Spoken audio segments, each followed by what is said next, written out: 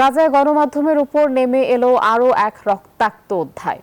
Israeli বাহিনীর বোমা হামলায় প্রাণ হারালেন আল জাজিরার ৫ সংবাদকর্মী। দখলদাররা এই হামলার দায় স্বীকার করে সাফাই গাইলেও তাদের গাজা সিটি দখলের পরিকল্পনাকে ঘিরে বিশ্বজুড়ে উঠেছে নিন্দার ঝড়। এই পরিকল্পনাকে বিপজ্জনক বলে আখ্যা দিয়েছে জাতিসংঘ নিরাপত্তা পরিষদ। গাজায় সংবাদ সংগ্রহ এখন জীবন বাজি রাখার শামিল। রোববার সন্ধ্যায় আল শিফা হাসপাতালের সামনে ইসরায়েলি হামলায় স্তব্ধ হয়ে গেল আল জাজিরার ৫ কর্মীর কণ্ঠ। নিহতদের মধ্যে রয়েছেন উত্তর গাজার পরিচিত মুখ সাংবাদিক আনাস আল শরীফ। বান্ডেল থাকলে প্রতি সেনমানিতে টাকা বাঁচবে। বিকাশ সেনমানি বান্ডেল কিনে জিতুন প্রতি লেনদেনে। নির্লজ্জভাবে এই হামলার দায় স্বীকার করেছে ইসরায়েলি সেনাবাহিনী। শুধু তাই নয়, আনাসকে হামাসের সশস্ত্র শাখার নেতা বলেও দাবি করেছে তারা।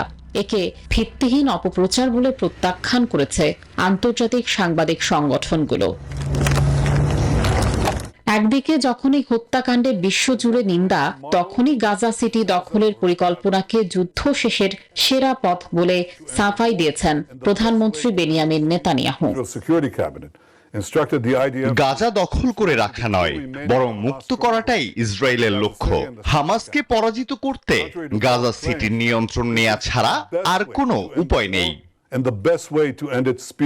তবে এই পরিকল্পনাকে আন্তর্জাতিক আইনের মারাত্মক লঙ্ঘন আখ্যা দিয়ে প্রত্যাখ্যান করেছে জাতিসংঘ নিরাপত্তা পরিষদ। Desk report, news 24।